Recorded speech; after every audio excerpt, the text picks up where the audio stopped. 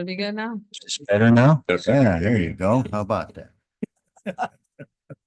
Anyway, after reviewing the master plan, on specifically page 24, there were two significant issues that I have. One of them is number one, after significant litigation between the Platte Lake Improvement Association, the Michigan Department of Natural Resources, a court-ordered volume-weighted phosphorus standard of 8 microgram per liter has been set for Platte Lake. The standard is a minimum attainment of 95% based on in-lake measurements taken every 2 weeks, save when they can't get out on the lake because of ice conditions, etc. And this fact needs recognition mentioned within the master plan. The attainment of the Platte Lake phosphorus standard must be a stated goal of the master plan. Number two, an extensive Platte Lake and Platte River watershed point source discharge, and that's discharge that comes out of a pipe, as well as contributory water quality monitoring program has been ongoing since 1990.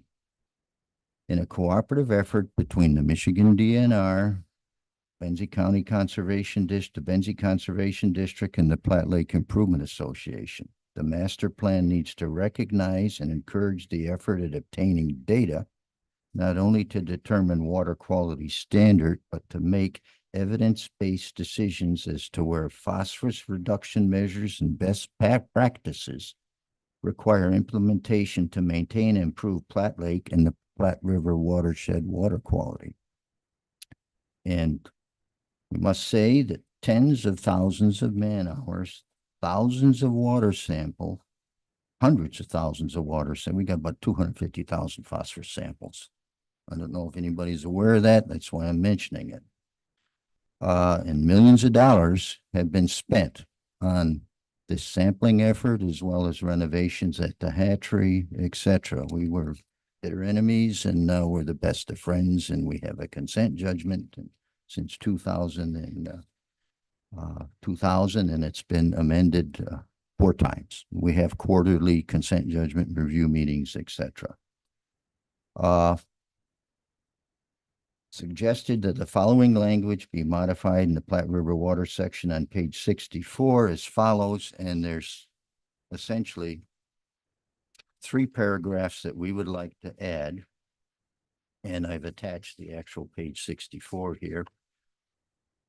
And the paragraphs on the back page, I believe it's the last 4 paragraphs, or after significant litigation between the Platte Lake Improvement Association and the Michigan Department of Natural Resources that began in the 1980s, a court-ordered volume-weighted phosphorus standard of 8 microgram per liter has been set for Platte Lake.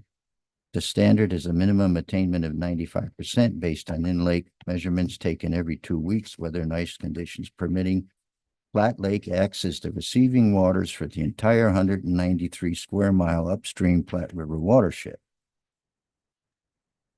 An extensive Platte Lake and Platte River watershed point source discharge and tributary water quality monitoring program has been ongoing since 1990 in a cooperative effort between the Michigan DNR, Benzie Conservation District, and Platte Lake Improvement Association. The data collection objectives have allowed determination of water quality status and trends, as well as enabling evidence-based decisions as to where phosphorus reduction measures and best practices require implementation to maintain improved Platte Lake and Platte River watershed water quality. The effort is noteworthy and encouraged. A watershed management plan for the Platte River watershed was updated in 2014. Partners include the Benzie Conservation District, Platte Lake Improvement Association, and others. Working toward plan implementation, as well as we're working on an update for that for 2025. So we appreciate your consideration of these comments.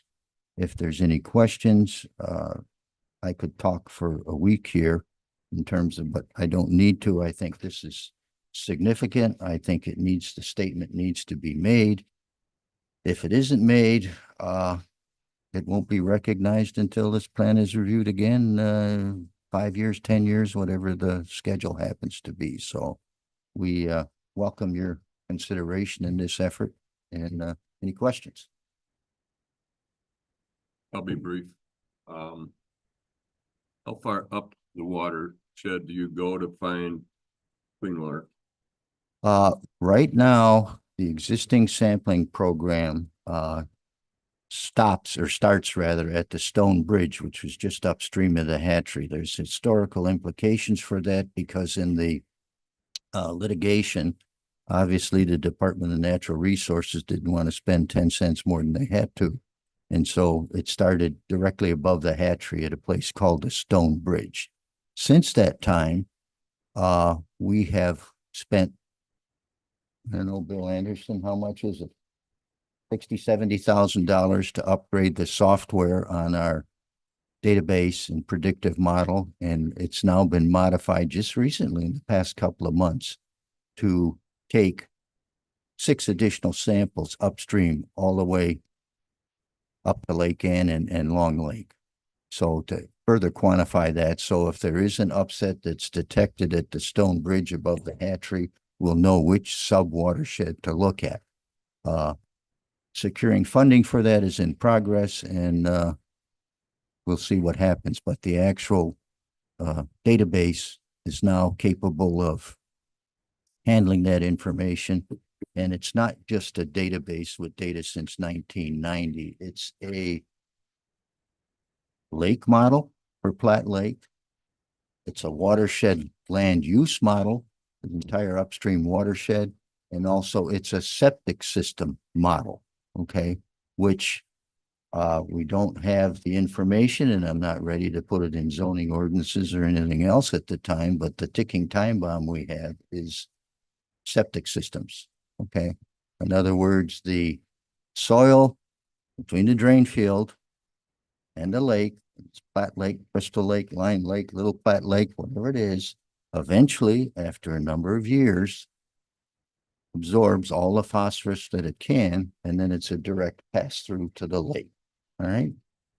That takes about 40 some years. When this thing started in 1981, we commissioned a Clean Lake study where people walked around the entire shoreline of Platte Lake with a conductivity meter trying to detect chloride plumes, which set the meter off, and an efflorescence detector that was calibrated against sewage so they could actually monitor a plume going into Platte Lake.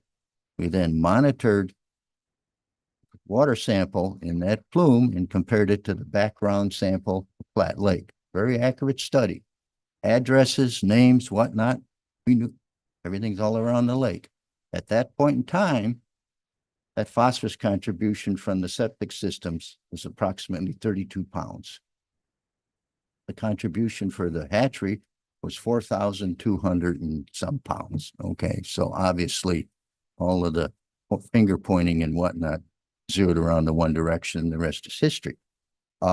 That same issue applies to all the rest of the lakes, and recent studies that obviously don't have the amount of data that Platte Lake has, but on Crystal Lake and all of the other area lakes in Benzie and Leelanau County, the graphs indicate the phosphorus levels are increasing, and these are lakes that don't have point source discharges, things coming out of a pipe like the Platte River Hatchery or some other type of manufacturing process, food processing, whatnot. So that's the ticking time bomb.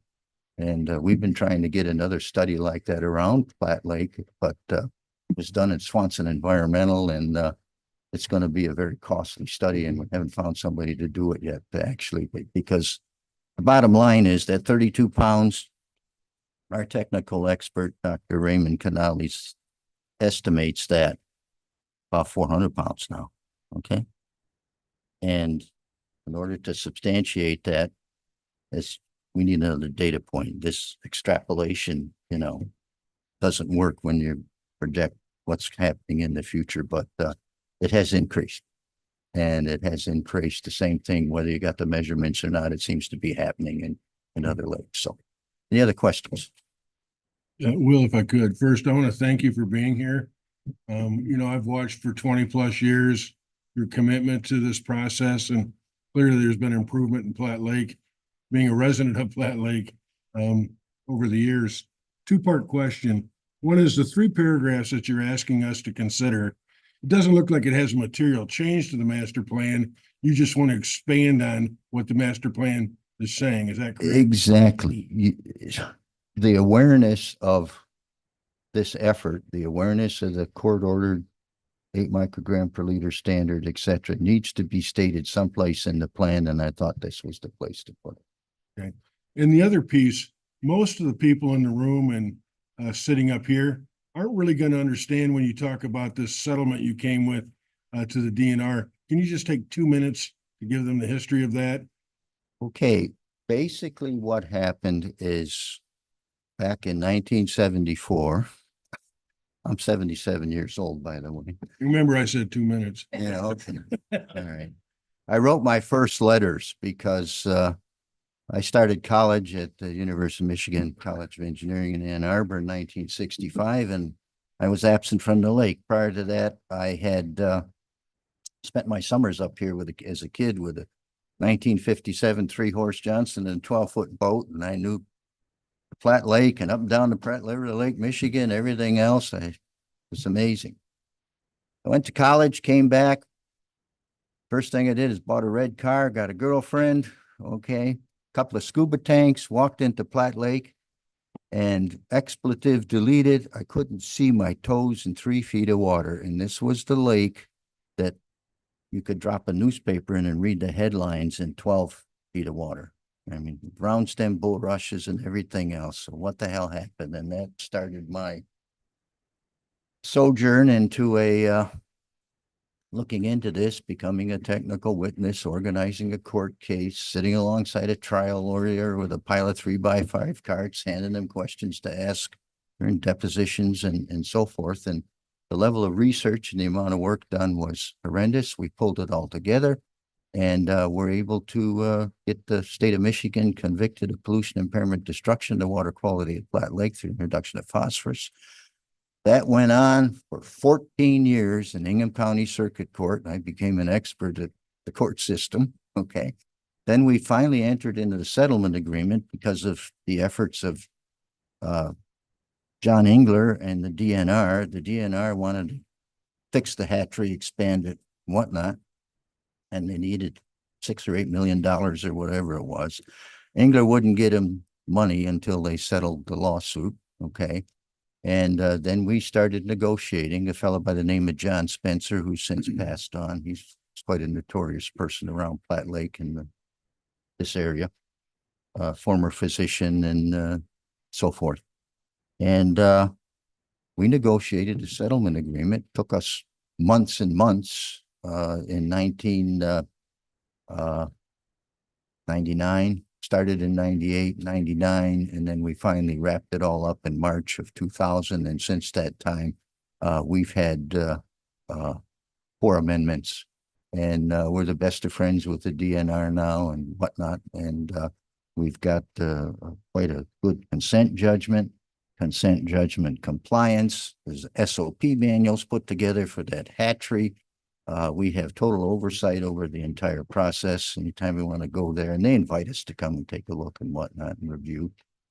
And they're also, per the court order, doing all of the, and we pay them, of course, all of the water sampling so that the hatchery lab and the, all the lake discharge phosphorus numbers that are determined and whatnot. We don't have laboratory to laboratory issues and whatnot. It's good data, and we've had oversight over that, and some of the technical experts in the area indicate that's probably the best phosphorus determination laboratory in the entire country.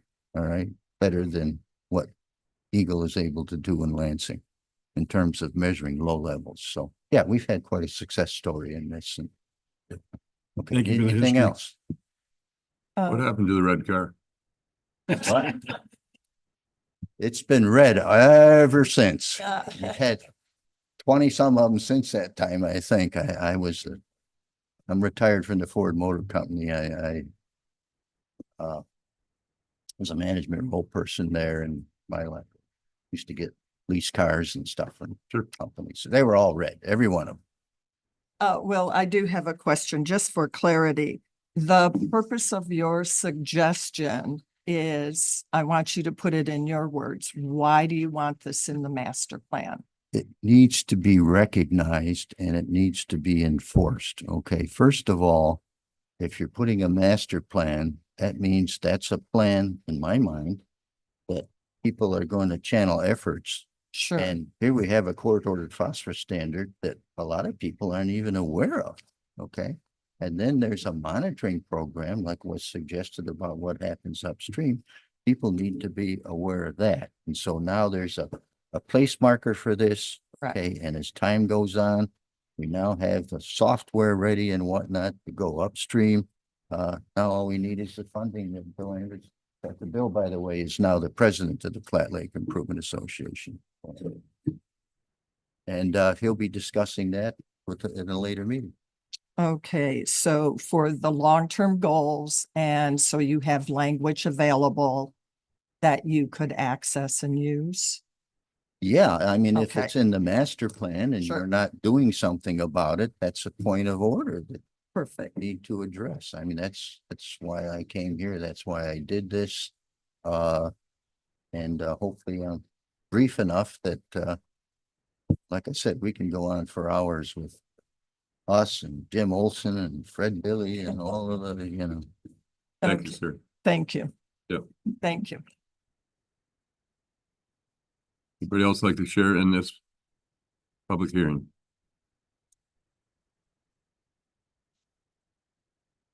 Hello, I'm Christina Trigg. I have a couple comments on the master plan. One of the there were some really good points in this master plan. One of them being the placemaking. I thought that was really great. Something else I thought was really good was the transportation and the walkability. Having Benzie bus when I was a kid would have been awesome. And then our focus on affordable housing, I thought that was really good. I think some things that we need to look a little bit more on would be focusing on educational initiatives, talking more about direct actions for educational improvement.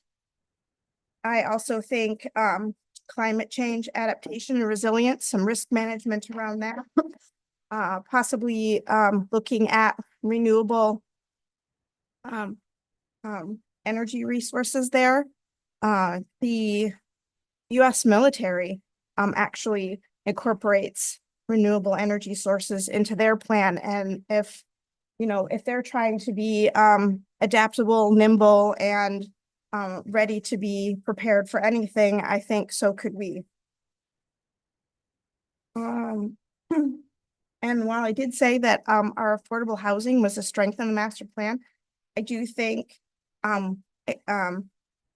expanding more on that would be helpful as well. We do have some great initiatives in the pipeline already. But and maybe I just don't know enough, but I don't know what's beyond that. And I'm thinking that maybe we could clarify more actionable steps after that.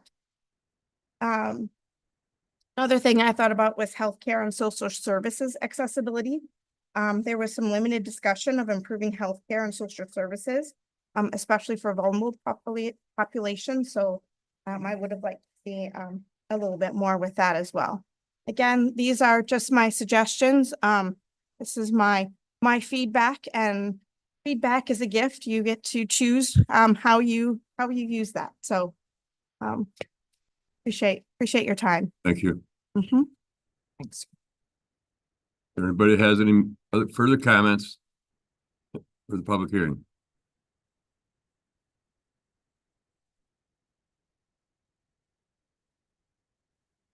My name is Annie Browning from the Village of Beulah. I was pleased to look at your master plan. I didn't go over it with a fine-tooth comb, but some things that jumped out at me because I'm working on the Village of Beulah's master plan right now, or this, during this time, not this morning, but now.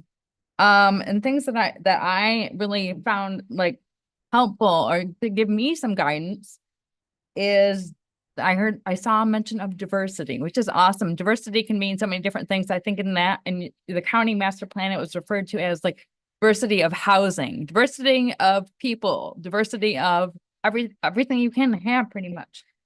So that was really encouraging because our master plan has that is a pretty big tenant as well. Another thing that I saw that was encouraging in the Benzie County Master Plan was intergovernmental cooperation. I think that is so important because we're all living in this county together and we have neighbors. If I'm working on, sorry, I'll get to that in a minute, but I'm working on getting the our Village of Beulah Master Plan to have similar requirements for Crystal Lake, because, and this speaks to the first speakers, what he was talking about largely, fresh water, protecting our fresh water. So ideally, our master plan would have guidelines that are similar to Lake Township's guidelines or Crystal Lake Township's guidelines, but they're different now. And I'm really disappointed to say that Village of Beulah's are out of date and pretty lax, more lax than other municipalities' guidelines. So I was just sharing that because I think it's really encouraging. I'm glad you're doing this. So thank you. Thank you.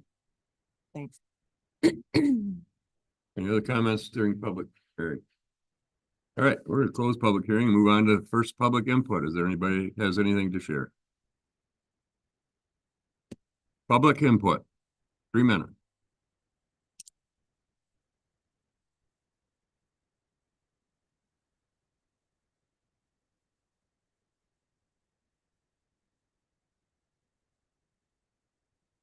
Morning.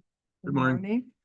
My name is Sandy Hotelling and I I hope I have a little bit more time to get through all of it Thank you. because this is very hard for me. So I'm going to just what I did was I walked through the grocery stores and the stores around here, and I'm seeing people that are very downtrodden and upset. And it upset me because I love this county. So it has something that my mother taught me a long time ago. You throw a party. You throw a peanut butter and jelly Kool-Aid party. And you get people to talk. So that's what I did on Saturday, October 9th in Benzonia Memorial Park Veterans Pavilion. And the purpose to do that was to get Benzie County concerns to those from people that don't necessarily get a chance to get up here to reach agendas and whatnot. And I go to Lansing and I check on my ancestry. I've been working on that for quite a while. And I thought, well, maybe I could just take these comments down and just deliver them, bring them here, bring them there, anywhere, just so people get a chance to get their voice out. So I would like to read what I have here, and it's lengthy, and I will try to get through it without crying my eyes out. A brief personal history with Benzie County, Michigan. Ironically, the date of this document, October 28th, 2024, is exactly 28 years ago today that we had finished up a business plan to remodel the old Benzie County Courthouse into a 9-suite bed and breakfast with a restaurant across the center level with veranda seating. This business plan would be used for the purpose to secure funding for possible investors in the project Courthouse Inn and offering the pass-through tax incentive offered through the National Register of Historic Places placement. This building commands the view and the length of and breadth of Crystal Lake on the list of Michigan's largest inland lakes and the village of Beulah. There were people with the interest to tear down the magnificent building and build condos. The tearing it down no longer can be a threat to the people of Benzie County because the National Register of Historic Places placement protections. In our 2.5-year research quest in writing before computers, this business plan, we traveled across the state of Michigan, consulting with various colleges that held small business administration consultants. We enlisted the help of free SCORE consultants as well. Unfortunately, efforts to complete the bed and breakfast restaurant has failed to materialize due to a downturn in the economy. So in 1998, we moved to our property in Homestead Township in Benzie County, Michigan, where we had once planned to have a farm to supply the restaurant. We lived there ever since. Today, I hear they call this type of operation a farm to plate. I tell you this story in an attempt to introduce me to those who do not know me. Also, I relied on libraries and small business administration, SCORE, and support them. These programs must continue for our small businesses, not necessarily all online. These programs must out of all the research and talking to the experts and the like, the most important and foremost object in this project was the preservation for and the approval from the Benzie County residents. We took our business plan and went to every local government meeting within the Benzie County district and received overwhelming approval from the local year-round residents. That was and is very important to us. Now I'd like to make sure that beautiful Benzie County, Michigan, the smallest county in the state of Michigan, the Michigan county that helped raise our children, still exists, or certainly hope and pray it does. Opening statement, Benzie County, Michigan. Page 2 of 7. Today I stand before you as a grateful Benzie County resident, mom, and grandmother. I'm attempting to give back to this small community, smallest beautiful county in Michigan that helped us raise our family. When we moved here in 1995, we purchased the old Benzie County Courthouse. Unfortunately, we lost it in 1998. Our older children were graduated at the time and on their own and making plans to move up. Our oldest son, Casey, and his girlfriend joined us. They finished out their high school years in Benzie Central High School off Homestead Road. To make a long story short, Casey and his girlfriend and our family found a kinship in the Benzie County community as good students and hard workers. We all were proud when Casey made the wrestling team for Benzie Central. It proved to me students and staff were welcoming both them and our family with open arms. Much to his disappointment, Casey missed a diploma for Benzie Central by 1 credit, but his girlfriend was able to go on and graduate from Benzie Central to become a nurse. And Casey would get his diploma in night school, adult education class in Midland. Ultimately, due to the economy of the time, they had to move back downstate where they would marry, have 2 beautiful children, become successful, productive people in their community. They passed their values of hard work and community to their children. Casey became a baseball coach and a wrestling coach for both their children. Our other children hold and pass on those values as well. Casey and his wife would unfortunately go their separate ways, but remain good friends. My husband and I were able to find work up here and give back to our community. We were able to pay back a loan given through the local economic development program when we were remodeling the old Benzie County Courthouse. It took a while, and the Benzie County treasurer at the time said she was going to miss us, seeing us when we made our final payment. To everyone's horror, we lost our son, Casey Demo, in August 2013 in a fatal construction accident in Midland, Michigan. He was 34. My peace in his passing was his organ donor gifts to 9 individuals. In the years since 2013, I've watched my grandchildren grow into fine adults, despite the loss of their father and uncle.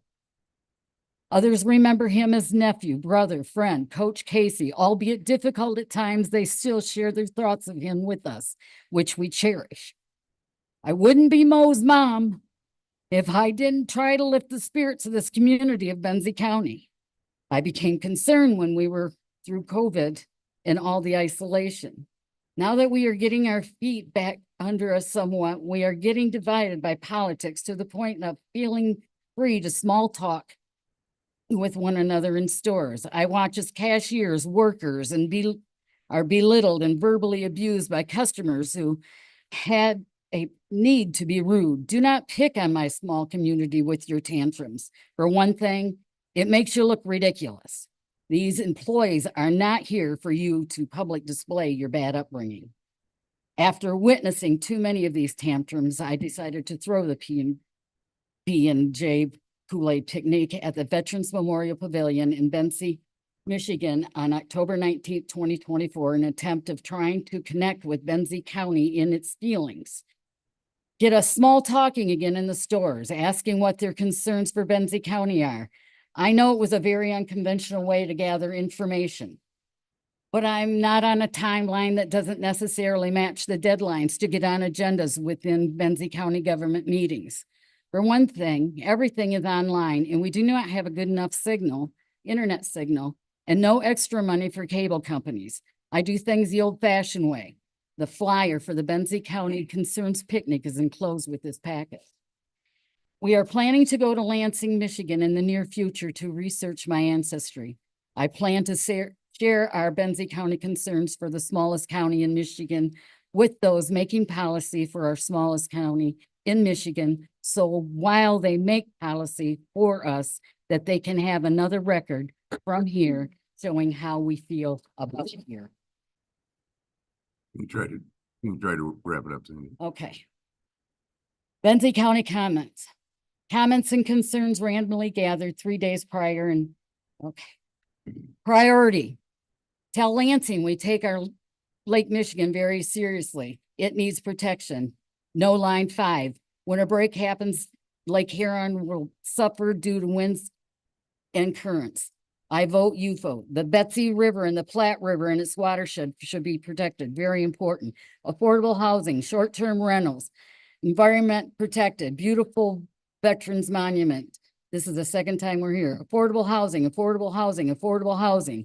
State is assassinating the deer herd. State is handling it, took it from DNR. DNR is out.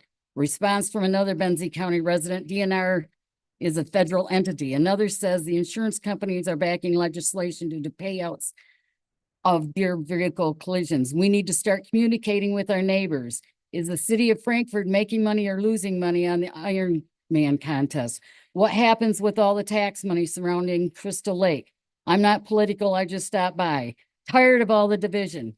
Stop speed demons through town. We've had people killed, big trucks racing through towns, more art programs for children. Good idea. You're a caring person. Electronics is not a way of communicating. Posting on Facebook is not communicating. Put me down for yes, communicating with neighbors. Communicating with neighbors. Thank you for caring. God bless you for doing this. Benzie Bus is important for the community. Keep our libraries. Keep us independent of big corporations. Selling our information should be outlawed. Corporations like Nestle should not be allowed to get water for free. Should be rules for electronic information gathering on the internet. More neighborhood communication. A democracy, not a dictatorship. If you do this again, try ciders and donuts and brighter paper. Why are you doing this? Because I care. Keep a small town feel, but never underestimate the small town feel. Cell phones are an invasion of privacy. Personal observation. Soccer families don't let you know when your sign is down. I know you are busy, but come on, people, please. As you all drove over it, then past our Veterans Pavilion when I was sitting there, push the window button to roll down your window and say, hey, your sign is down. I would have said, thanks, you are appreciated. I hope your team wins. None of the soccer families there for the game stopped to talk with me. Eyes front, not even a wave. I guess the tire tracks on the sign was their expression of my concern. Also, that concern is mine. Kids in sports is good. Lighten up on ordinances. Before posting your no trespassing signs after the purchase of your new property, say hi to the resident neighbor. You may find you won't have to put up those signs and you will gain a friend. Save our 2 tracks in state land. Panfish are being killed off in inland lakes due to lack of oxygen. The die-off is caused due to chemicals put in water to kill grass. Fertilizer on lake connecting lawns are a problem. You're a flatlander, like and like. Curiously, I did not take this as a slam, but a heartful tease. A flatlander and a troll all at the same time, only in Michigan. When politicians get in office, it's like they forget everything they campaigned on. Signs are a problem. Ask a resident before putting your sign up in his yard. There are sign laws. Check them out with the government site. A sign can cause an accident. The sign owner can be sued. Working multiple jobs to make ends meet. People make just dollars over the poverty line for Medicaid and cannot afford health care. In this area, we need more local resources for low income residents. Traverse City has them. their county, why can't we have ours? Stop name calling and bullying. Start being civil, kind, and considerate. I'm done with this place. This one is sad to me. This one was from a fisherman coming off the Betsy River. He was so angry for such a relaxing sport. Good health care. I had to pull my child out of Benzie School. This broke my heart. Stop trying to make up here to look like down there. If more people cared like you, we would have a much better country. Verbal abuse, rudeness, and the such inflicted on Benzie County officials, residents, and or business owners and their employees is unacceptable and should be outlawed. Some are working several jobs just to make ends meet, do not deserve the extra stress placed on them. Manners, people. Lower the expletive grocery prices. When I brought up this idea for having a peanut butter and jelly Kool-Aid picnic in Benzie County, I was advised to post the information in our local newspaper, the Record Patriot, a once weekly publication. For the purpose of offering the opportunity to everyone in this county, when I called the Record Patriot, I left a message and I said, I will be throwing a peanut butter and jelly picnic for Benzie County residents and ask their concerns for the county, and I will share that information with whomever they direct me to. I wasn't sure if I need to put it in a classified or a local events. Please call me back. And I left my name and number. I received a call back from a man by the name of Jeff from Midland Daily News in Midland, Michigan. He said Denise thought it was a call for them because of the area code. I was surprised, but he explained that the newspaper is somehow affiliated. I repeat what I said. I then asked him which category I should put this in. He since this is today, the Friday deadline, and he said the deadline isn't until Monday. I will have Denise call you back on Monday. When I asked again, what category should I put it in? He said, I don't know. It just sounds weird. Denise never called me back. Now, let me ask you, you policy workers and you law enforcers, what are your cares about and your cares and concerns for Benzie County and these residents? Will you consider all of our thoughts and concerns for our county from and with longtime year-round residents in mind while making policy for us? It is getting harder, not easier, to get our concerns heard. This is just a small percentage of people of Benzie County, a snapshot. But those that participated all, be it short notice, were eager to be heard. I thank you for your time. And I thank you, Benzie County, for helping me raise my boy. This was one of my oldest son give me this, and he says, Mom, this is for you. And I tell you, I wear this thing because I found it. Found it on the side of a road. And much to us, when we find something like that on the side of the road, we clean them up. We take them home and wash them. And we give them the ones who we know that it fits. And I thank you for your time, Benzie County. Thank you for helping me raise my children. And please consider our concerns. Thank you. Any other public input? If I could, Mr. Chair, just for the benefit of the audience, all these comments can be found online under today's packet. And I will reiterate that I want to thank the board for their patience in this matter. I think we did what we had to do, not that we're going to do it every time. Closing public comment, moving on to elected officials and department heads. Sheriff?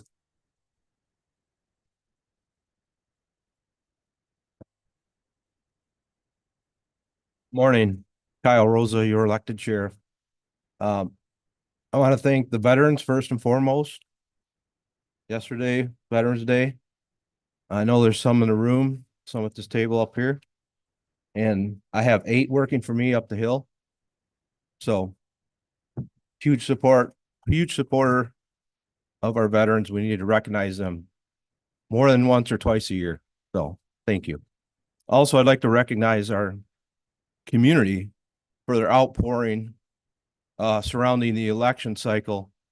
I appreciate your support. I'm proud to be your sheriff. Look forward to 4 more years.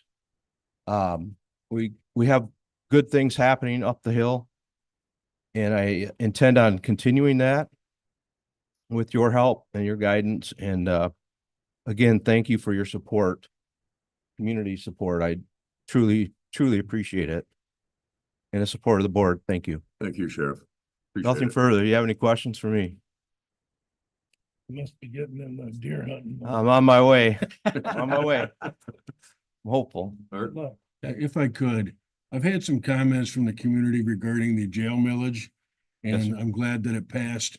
That was pretty critical, but it's still going to be short of what we need to operate that. Do you want to share with us any of your plans and how you're going to manage within that budget? We're still getting that figured out. I'm working with Katie, to finalize things, but,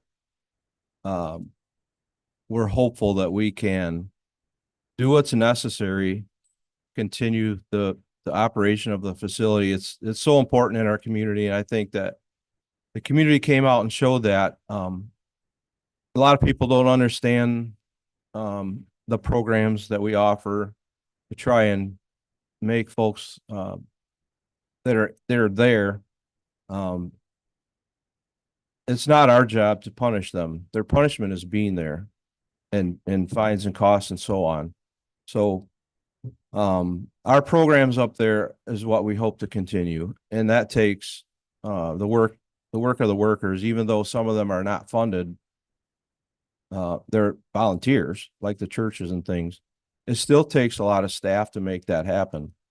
The movement of trust of inmates and all of those things, the inner workings is what we have to deal with. So I'm hopeful that we can just continue the way that we have, only tighten the reins up and do only things that are necessary without losing those positive things.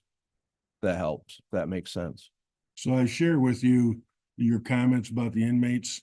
Mhm. I believe that they have rights to, and rehabilitation is always the best way to go. I got some thoughts that I'll be sharing with their administrator on how we might be able to reinstate a couple of those programs for inmates, at least for the next year. But I'd Yeah. like to save that for another conversation. Any other questions? Thanks, Sheriff. Thank you. Thank you all. Any other department heads, elected officials, Maggie? Unless she's leaving.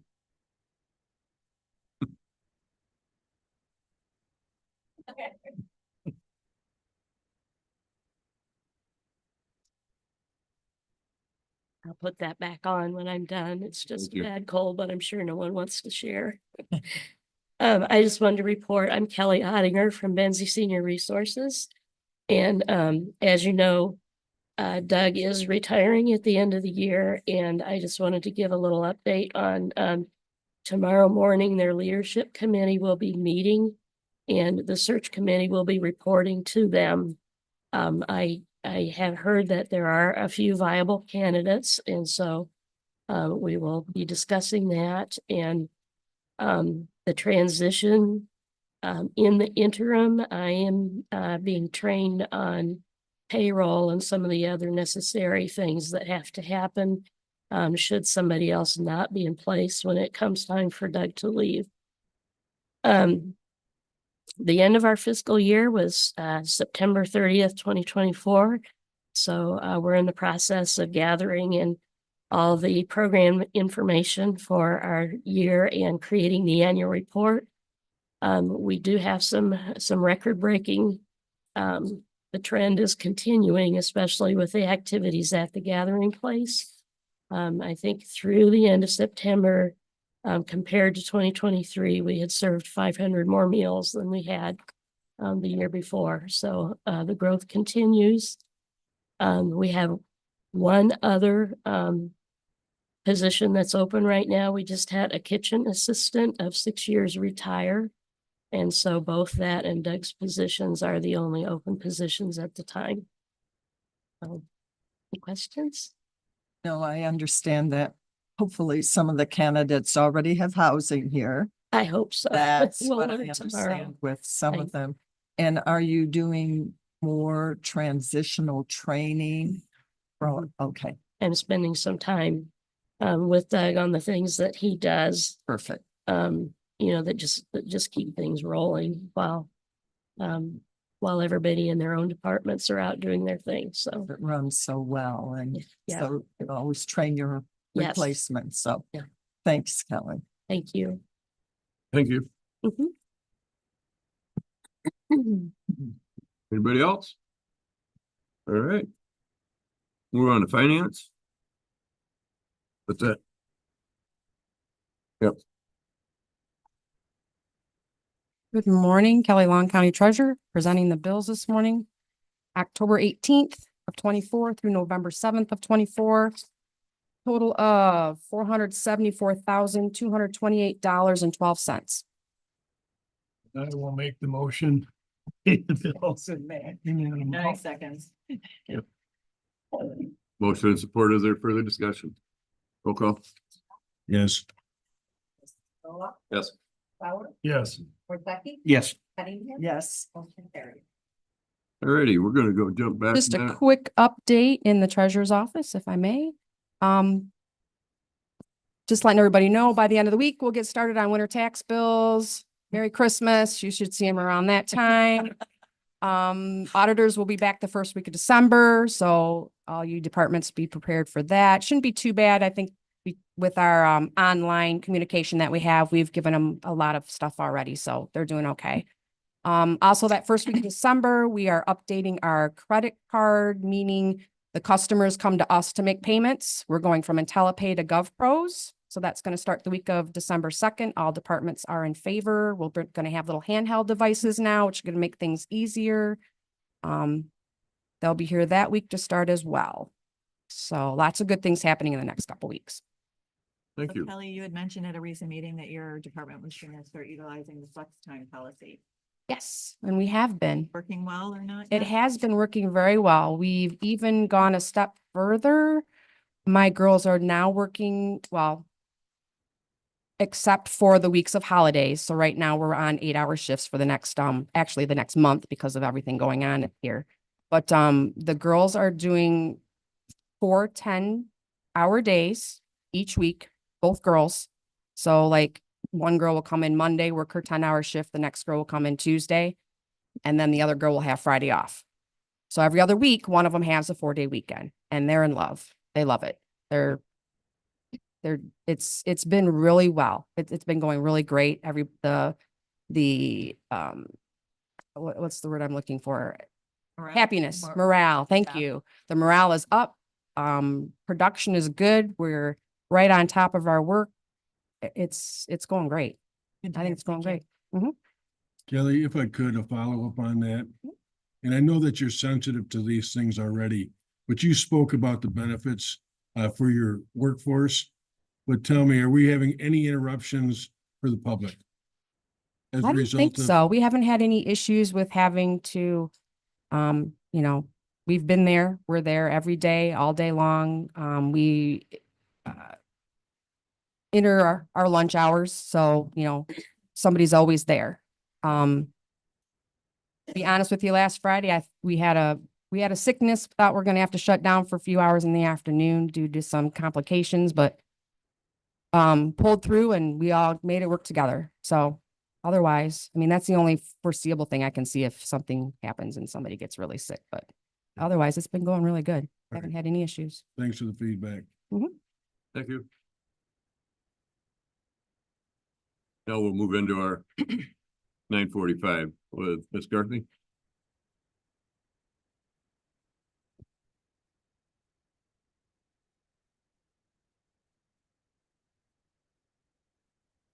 Good morning.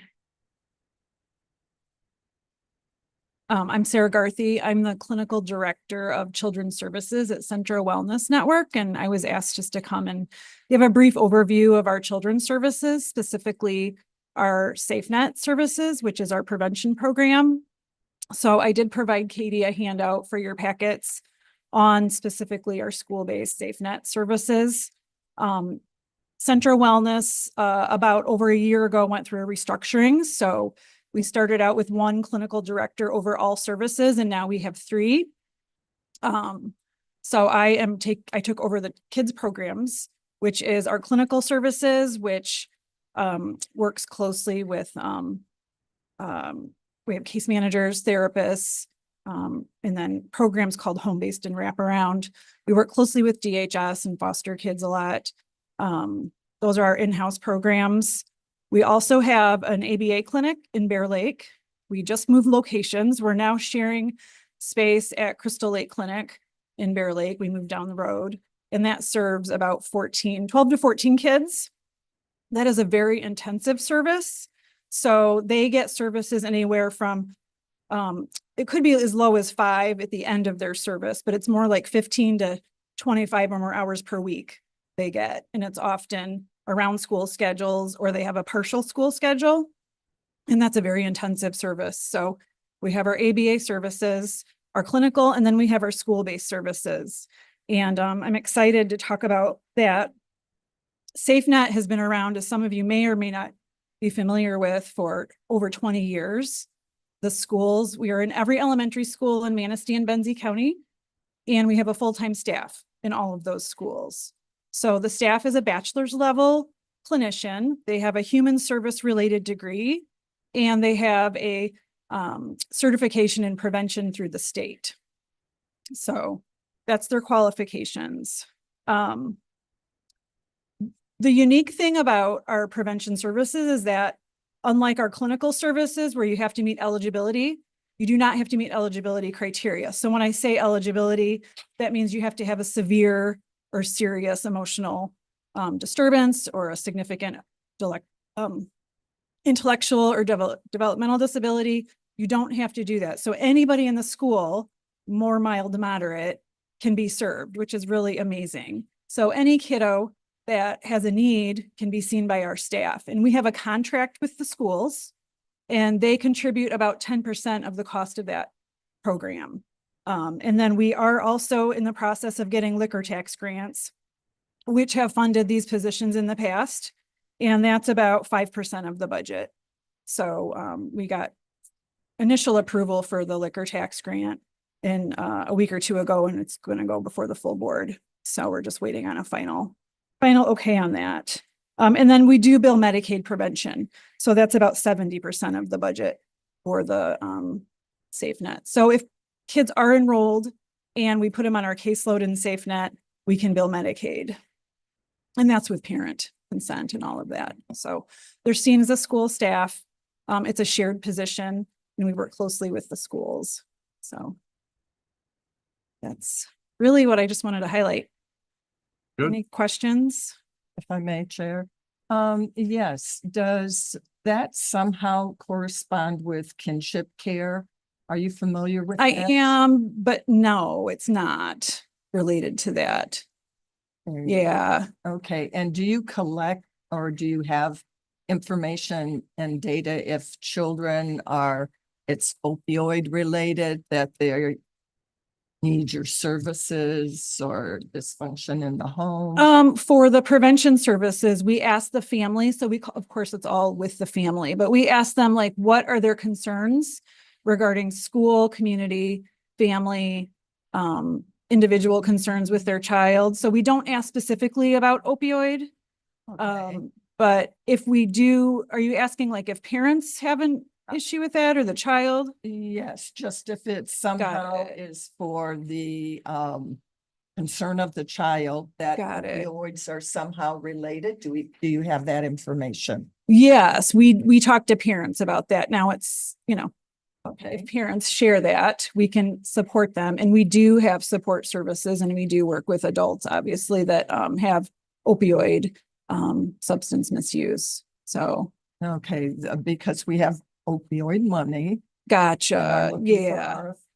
Yeah, I think our adult services is going to probably potentially request that because they work with more of the adults. So yeah, but we would definitely work with a family and refer, and we share you know, some of our kids do have parents that are in our other services as well. So What if it's, so you said it's not qualified, that they don't, that children don't have to qualify through a certain. correct, like you don't have to meet criteria. Like if you call Center Wellness and want to get in services, you have to meet, like, you have to have a serious emotional disturbance or a Okay. serious mental illness. It has to be significant to meet our criteria.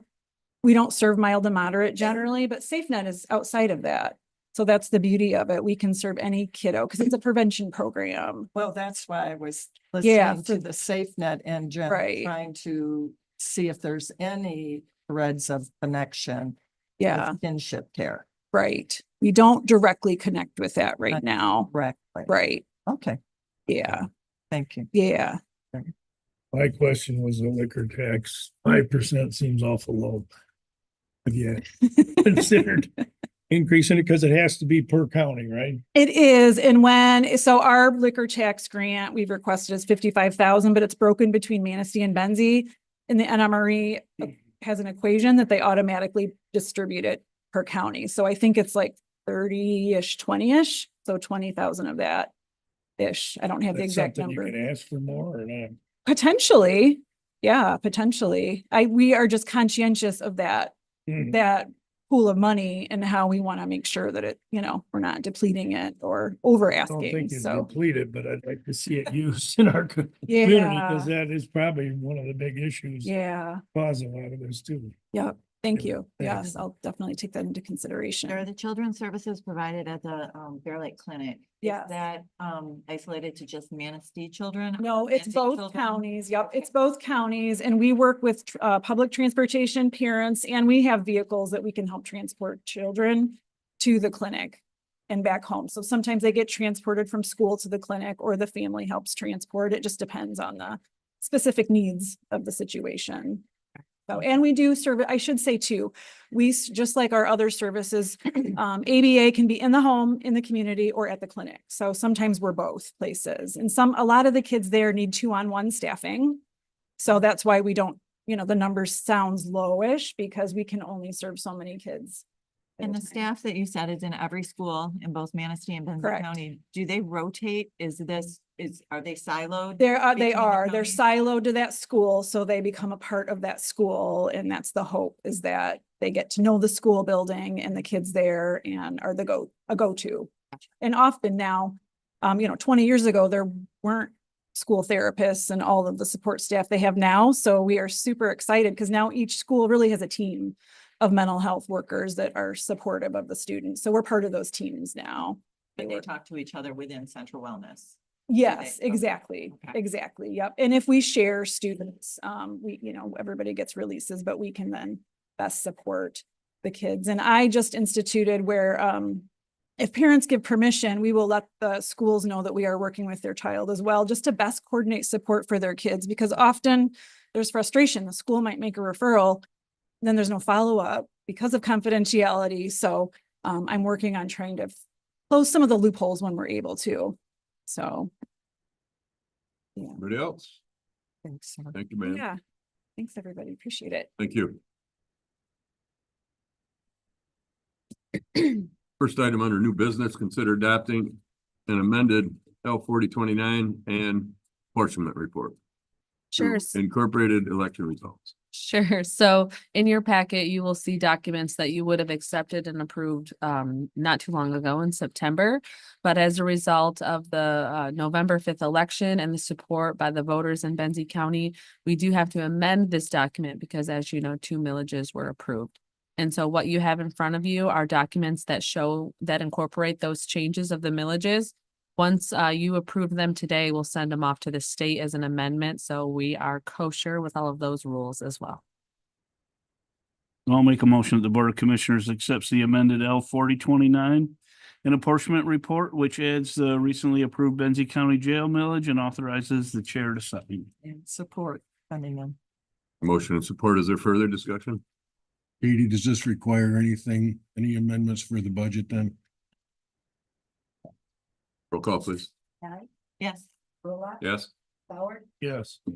Yes. Yes. Yes. Thank you. Is there a part two to that or not?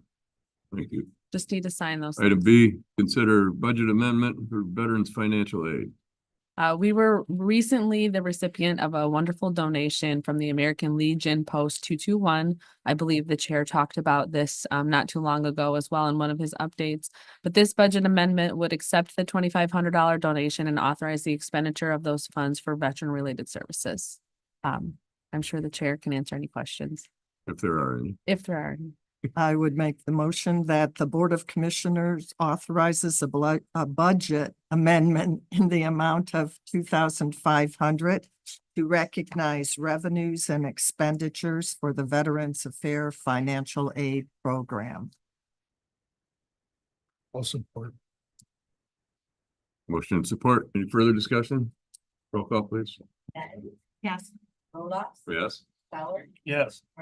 Yes. Yes. Yes. Thank you. Before we move on, if I could just comment on this, Bob.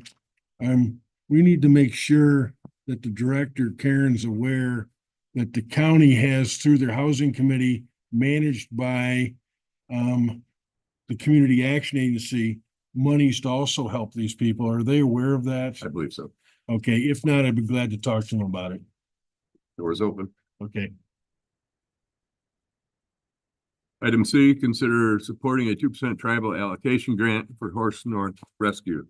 Ma'am, would you like to comment on that? Barb is here to talk about this application. I just want to reiterate to the Board of Commissioners that the 2% tribal allocation grant does require the local government to essentially sponsor the grant. So I know there was questions about, we're seeing a lot of these. That is a requirement of this grant, is that the local government does sponsor. I do know Miss Lee went to Inland Township, and Inland Township has never really sponsored these types of grants, so they were uncomfortable with the process. So that may be an opportunity we have with our local townships to reiterate to them too that they also can be a sponsor of these grants because they are a local government. And this new home for them is in Inland Township. That's correct. Good morning. I won't take a lot of your time. We just recently moved onto North Betsy River Road. We were quote unquote squatting on some land on Richardson, which was just north of Lake Ann. And so we had used Elmira for the last several years to shepherd this grant for us.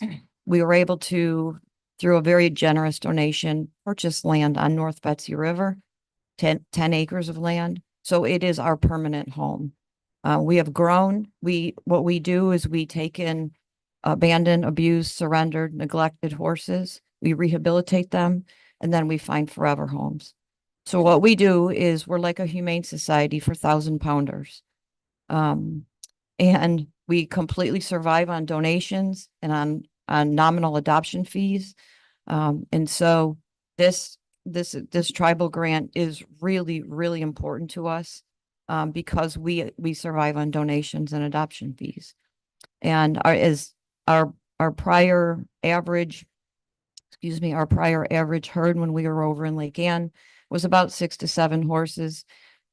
If you build it, they'll come. We went to 18 within about 4 months. So there are a lot of needy people, needy horses, needy equines. And so that's what we do. You have anybody on staff, any employees? Everyone is a volunteer. The only people that are paid are our vet and our farrier. Familiar with some of them. Barbara Birdsong is my true name. I go by Lee sometimes as well. It's my maiden name. And just for the benefit of everybody sitting here, you work quite closely also with the animal control, correct? We absolutely do. In multiple counties. So our area of coverage is really Ludington North to the bridge and through the Upper Peninsula. We've taken in horses all the way through that entire area. We've been in existence since 2005. So we have taken in and adopted out over 365 horses in that amount of time. We also take in horses from downstate, from northern Indiana and Ohio, and have adopted them out as far as that, but we don't really like to do that because we like to keep our eyes on them. I know I'm sorry, go ahead, Rhonda. No. I love your mission. I just want to make sure, Katie, has there ever been a time when the county has said, no, we don't want to sponsor? Not that I'm aware, Okay, I just want to make sure. not that I'm aware. I'm good. I want to make the motion that the Board of Commissioners approves the grant application for the Tribal Council allocation of 2% funding on behalf of Horse North Rescue and authorize the chair to sign. And support. Motion and support. Any further discussion? Roll call, please. Yes. Yes. Becky? Yes. Cunningham? Yes. Denard? Yes. Patty? Yes. Thank you all very much. Thank you, ma'am. Item D, consider approving the services agreement with MSU Extension. Morning, ma'am. Good morning. Again, for the record, Jennifer Berkey from Michigan State University Extension. I'm District 3 Director and I provide administrative oversight for a Benzie County MSU Extension office. I'm here today with my annual request to approve our 2024 to 25 memorandum of agreement for extension services. Again, just as a reminder, this outlines the contributions of both partners. Now that your budgeting process is over, which we are always appreciative for your support to allow us to continue to provide education and community outreach to the residents of Benzie County. Again, just here for your approval of that agreement.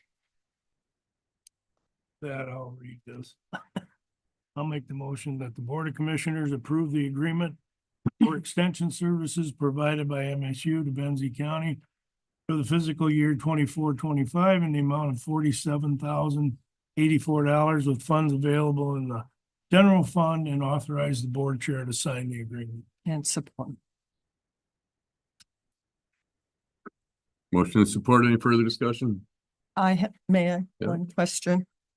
Do you currently have adequate space here in the building? So we currently do, although I always have interest from other staff that are interested in possibly relocating. So right now we have an active posting for a position, and you know, if I had space available here, that person could be potentially housed here.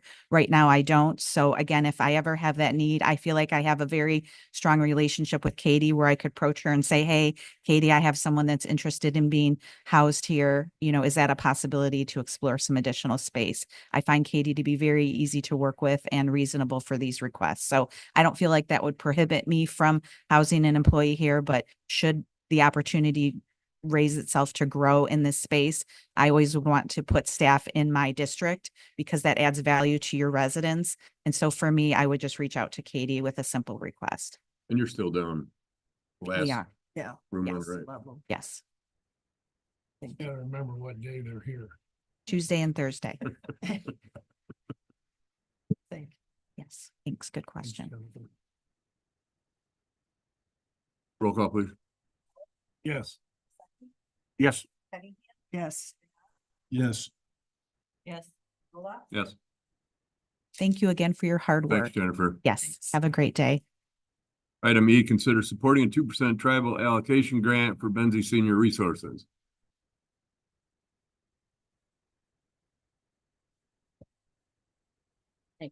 Kelly Ottinger again. Traditionally, the tribe has helped us with our home delivered meals program. Last year, they gave us money that went toward the maintenance and fuel costs and food for that program. We have a fleet of 9 vehicles because we have 8 delivery routes. One of the vehicles is our 15-passenger van. So that's kind of a backup for if we have another one of our vehicles off the road for maintenance or anything. And then part of the plan is every 2 years we replace a vehicle just because we put so many miles on the fleet and they're hard miles. And we need some specific all-wheel drive.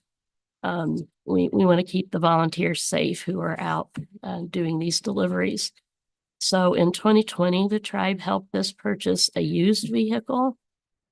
This year we researched that, and because of the availability and the cost of used vehicles right now, we felt like a better use of the funds was to go with a new vehicle. And so we've been talking to Watson Benzie, who have given us a nonprofit rate on the vehicle and also are throwing in a set of snow tires.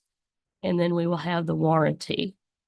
So the vehicle we're replacing has 156,000 plus miles and is starting to have more mechanical issues. And so this would be a partial payment. We have 3 other foundations we're working with for the rest of the funds. And that's the project. I'd be happy to make the motion that the Board of Commissioners approves the grant application for Tribal Council allocation of 2% funding on behalf of Benzie Senior Resources and authorizes the chair to sign. And support. Motion and support. Any further discussion? Roll call. Yes. Yes. Yes. Yes. Yes. Yes. Thank you. Committee appointments. Consider forming an ad hoc committee for Parks and Rec and reappointment of terms. So in your packet, you have a memo from Rose as well as applications for those who would like to be reappointed to the Parks and Recreation Commission. You also have an applicant who has recently shown interest for this committee. And Mrs. Harriman, I do believe Alexandra is known by Commissioner Knott. Alex, okay, yep, and I've met her, very, very sweet person. She's the only person on the list right now as interested. We've advertised for this position for quite a bit of time. So we are recommending that 1, the folks that would like to be reappointed, and then 2, that we either form an ad hoc or appoint Ms. Harriman to the Parks and Recreation Commission. She has been attending over the last few months too, to get a feel for everything. She seems very eager, very interested, and I know she also has served Benzonia in some sort of capacity, so she does have a decent bench of knowledge for local government. My concern is, before we get carried away, we're replacing Lee Ferguson, I guess, because he Passed, yeah. I've got some issues with probably the makeup of the Parks and Rec. And I think I'd like to work with Katie. Let Katie do all the work. And maybe restructure how that board is made up. So actually, I would like, just from that standpoint, and look at all the possibilities before we jump in. Because you want all 4 people, but Is your concern geographical representation? no, not so much as results of this last election. How that makeup is put into the. I don't foresee the new, I better watch it, being very receptive to this position, so. Ed serves on Parks and Recreation by virtue of being the drain commissioner. So after December 31st, he will no longer be on that commission. And so there is some concern about that because Ed really does carry a lot of weight for that commission. And so I know that there's been some discussions and concern about how do we move forward after December 31st, because Ed does carry so much weight. And he's an appointed member. Well, he serves by that virtue of the position drain is- commissioner. Yes. So he will no longer be on Parks and Rec, Right. I don't know if statute or whatever, but we have to look in. which I also don't know. I need to research that. Oh, guess we can. Ad hoc committee. I see about 3. So just as a quick search, drain commissioner is statutorily required to serve on the County Parks and Recreation Commission. So it is statutory. So if, what you're saying, if Ed were interested in staying on Parks and Recreation, the 4 candidates, there would be 3 seats available for 4 candidates at this point. With Mike Actually, leaving, taking, There's four with 5. Seats. and then again, you both spoke. 4 with 5. So there's 3 members wanting reappointment. And then there's the vacant position previously held by Lee Ferguson. Okay. So right now we have 4 applicants. Unless Ed would be interested, then there would be 5 applicants for those 4. The folks wanting to be reappointed are considered, in that whole structure. You don't have to reappoint folks. And so it'd be 5 for 4. 5 candidates for 4 seats. If Ed was interested, we don't know if Ed is actually interested in being appointed. Well, I took the liberty of speaking to Ed Okay. yesterday. And Gary, I understand, I think what you're trying to accomplish. And at a minimum, I'd agree to put together an ad hoc committee or just table this, so we have a chance to review it more thoroughly. Is the end dates for these to expire in December, end of December? Yeah, we have a little bit of We have time. a little, that's probably a good idea just to table it till next meeting, till we have some. By tabling it, it doesn't obligate you then to meet as a committee until that's decision actually made. Well, we can still meet because there's still board members, So I mean, as an ad hoc committee, so, you wouldn't have to meet because there's no ad hoc committee. right, Correct. right, yeah. I want to make a motion that we table this until further review. I don't know if you need a second or not. Anyway, second. In the meantime, I'll reach out to Ed as well and chat with him. And then we'll bring it back forward. I'd like to give him the opportunity.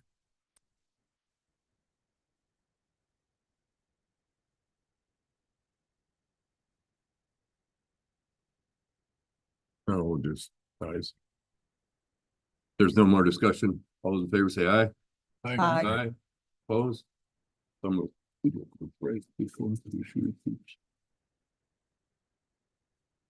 Gentlemen, please.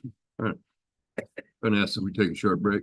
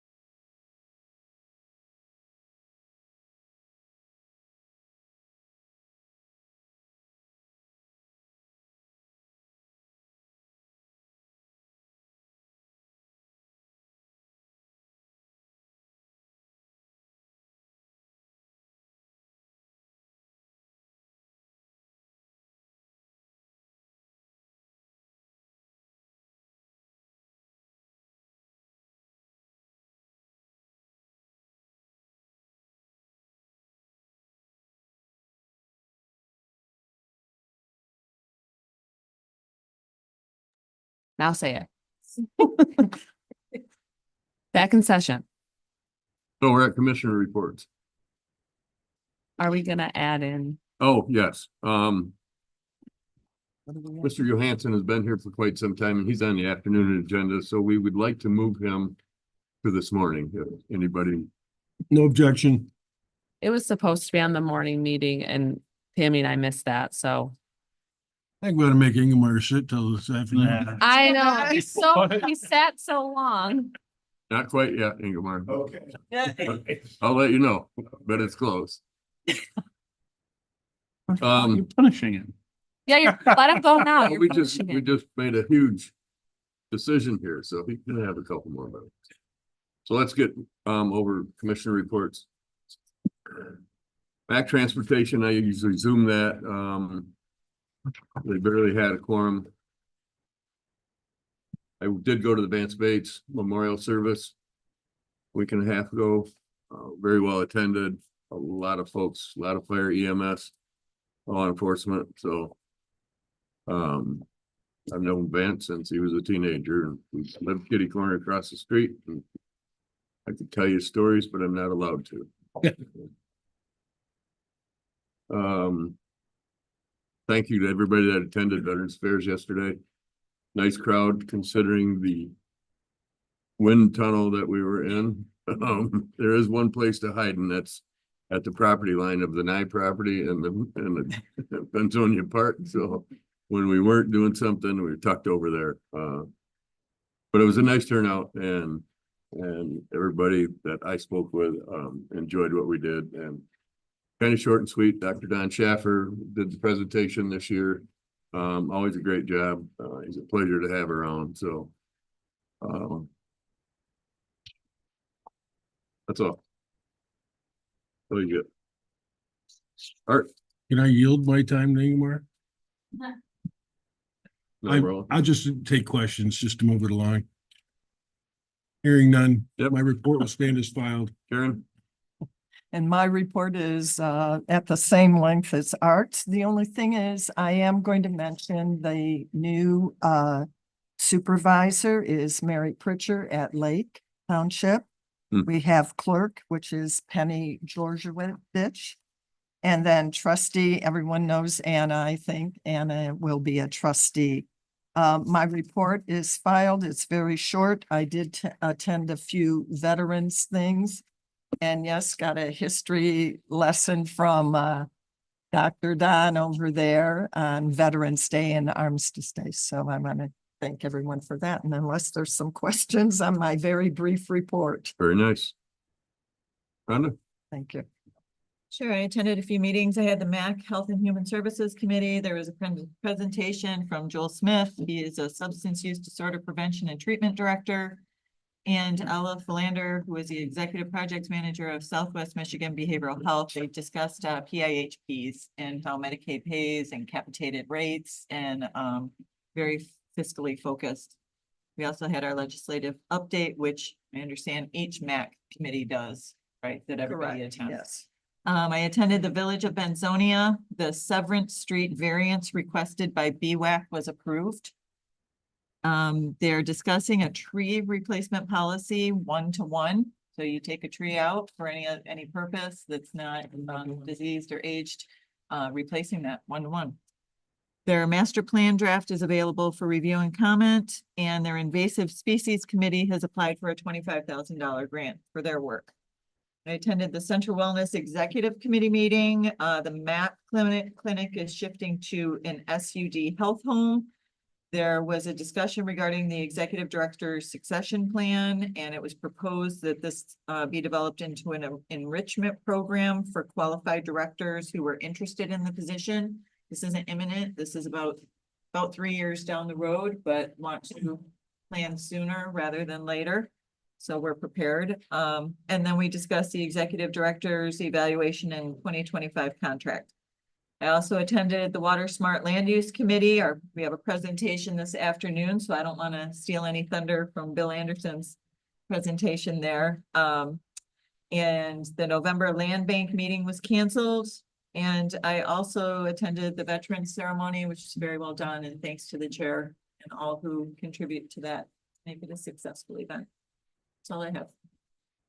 Questions? Commissioner Markey is home ill. I did get a message from him yesterday, said he could not attend. Commissioner Marsecki. Well, mine is even shorter than Karen's and Art's because I had 0 meetings the last 2 weeks, but I want to apologize to Chairman Roloff because I could not make the meeting yesterday. I had to work. Duty calls. Meet the ceremony, I should say, not meeting. So sorry I couldn't make that, but you know, everything that you do for the veterans, I know you helped my daughter in the past, so everything you guys do is great. So thank you for that. I appreciate that. I did reach out to for a second, my eldest son and asked if I could borrow our grandsons for yesterday. He said I'd have to go pick him up from school, and I guess I kind of have blown that off. I didn't realize schools were closed on Veterans Day. Not close. Sorry, open on Veterans Day. They were still there. But I'll have to vouch for them. So normally we'd have somebody presentation, singing the national anthem. We didn't have that, so I asked my grandsons to lead us in the Pledge of Allegiance. So it was a great day for me. Gary. I'll be quick. You can read most of it. Art didn't push the health department on me because he wasn't there. Two things that kind of stick out is the Maples consensus wise is doing really well. Their yearly date was 97 some. 82% of those are Benzie County residents, so we're very happy with that. The other thing that stuck out to me, and I got to correct it's supposed to be the Michigan Public Service Commission instead of the MSPC. It's the MPSC. Foster Swift is trying to do a class action lawsuit with the townships. They are concerned that the Michigan Public Service Commission is overstepping their bounds already before it is even implemented. I think implementation date is 24th.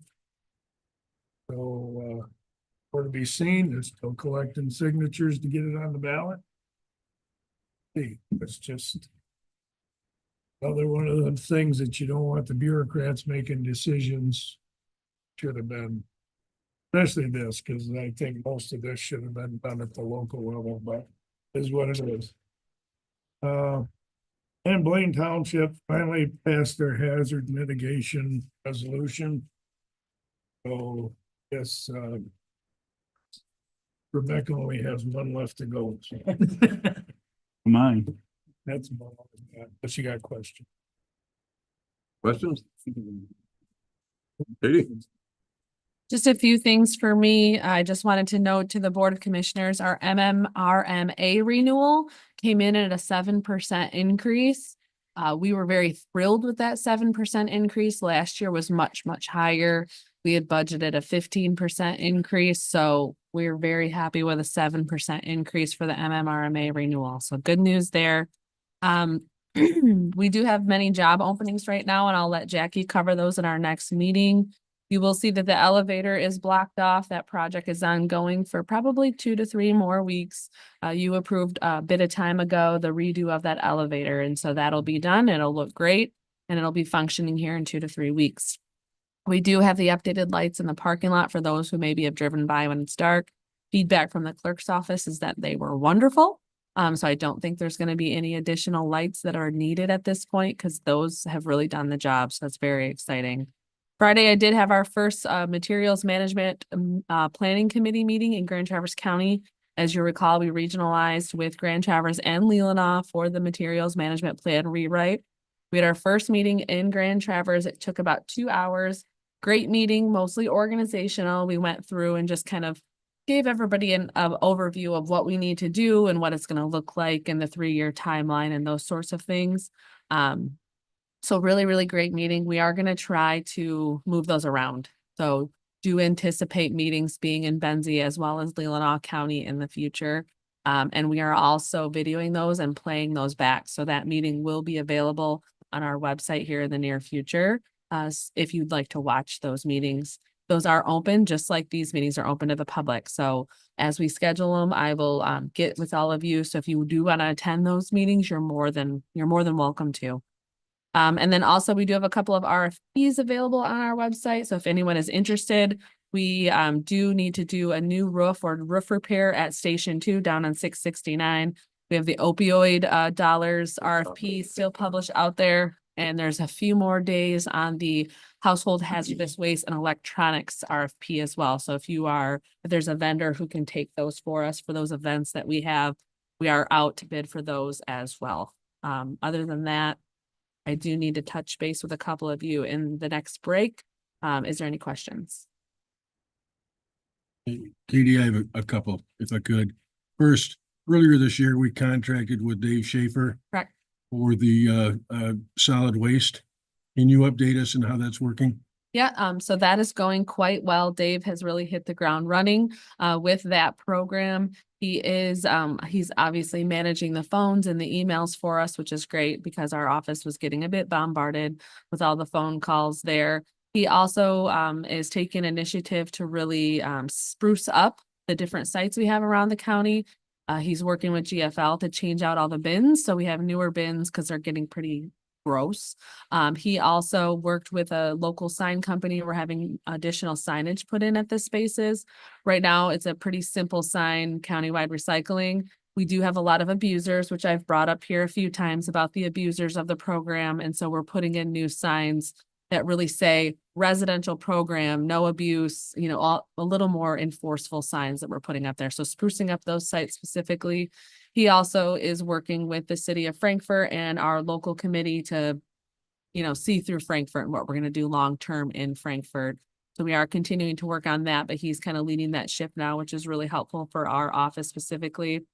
And then as far as the regional planning piece of it goes, it's very apparent that everyone's really leaning on Dave because he has the bailiwick for this topic. He was at Grand Traverse. Now he's assisting us. And so it's very apparent that Dave is kind of leading that charge with Lydia, who's now with Grand Traverse. And I will say too, in that regional plan, in that regional meeting, Benzie County is probably the most represented. So it is clear that Benzie County finds that as a very important service that we offer. So our voice is very loud in those regional meetings. Katie, the other part of that question, or different question, but we got some credible input this morning regarding the master plan, both presented to us and in our packet. Mm-hmm. How will that affect us when we get ready to adopt that plan? So what I'm going to do is take those comments and try to incorporate them as best as I can and present you with a red line when we do approve the plan here at the next meeting or thereafter. And then you as a board will decide what comments are incorporated into the final addendum there. Some of the comments that were made this morning were on the original master plan and not part of the addendum. So I got to figure out how we're going to intertwine that a little bit. Because as you know, we're doing an add-on to the master plan. We're not changing the existing master plan. And some of the comments were to change the existing master plan. So I'm going to do my best to kind of give you a draft and then you will decide ultimately what is approved. It'll either be the meeting before Thanksgiving or that first meeting in December. That's our last meeting of the year that when that will be presented to you for final adoption. And if I could, our commissioner-elect made a comment regarding educational initiatives. Mm-hmm. With the chair's permission, because you don't take direction from me, I'd like to explore what that means. The two of you together, okay? Okay. Okay, Bob. Good. I do intend to meet with Christy soon, because we have quite a few documents that I need her to fill out and all the good stuff. So I touched base with her this morning and her and I will connect very soon to kind of do an onboarding for her.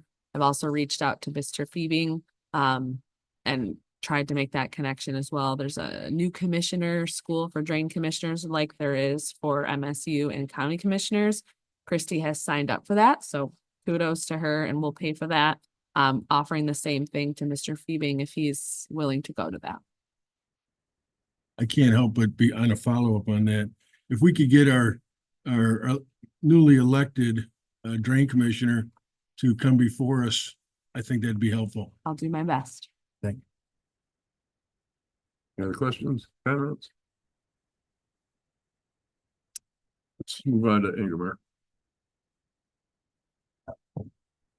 Consider a letter of support Village of Honor Corridor Improvement Authority. Yep. So my name is Ingmar Johansson. I'm the chair of Honor Area Restoration Project, or HARP, with the pursuit of improving conditions in the Honor area. So such as you probably are aware of, we've been working on this for more than a decade now. We actually started in 2010. And slowly but surely we're beginning to see some improvements in the village. You know, we have a new gas station. They're beginning to take the old gas station down. And we have a new coffee shop in Weldon Coffee. I believe that in Honor. That's great. So so in our effort to improve conditions, and I mean economic conditions and as well as appearances and that sort of thing, we have eliminated a bunch of blight in the village. So things are looking pretty good. And with the establishment of Platte River Park now, we have a really pretty good track record of what we can do. So in that regards, we have talked to our consultant, or Beckett and Rader. The chief there is John Jacoangeli. He couldn't make it here today, so he's the kind of the expert on this, and he's kind of leading the charge. But at this point, we're just here to inform you about the pursuit of establishing what's called the Corridor Improvement Authority, similar to DDA, but this is stretches.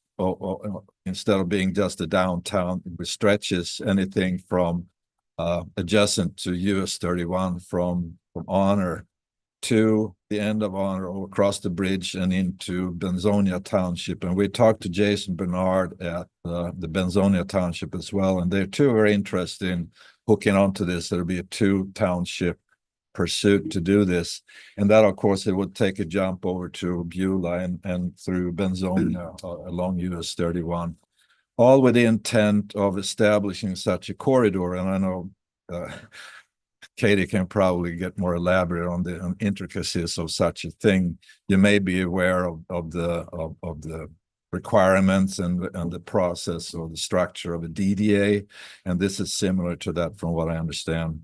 And once that has been established, the intent is, of course, to establish such an authority, of which I'm not an authority, by the way, in order to convey the message to funders that we are serious about economic development.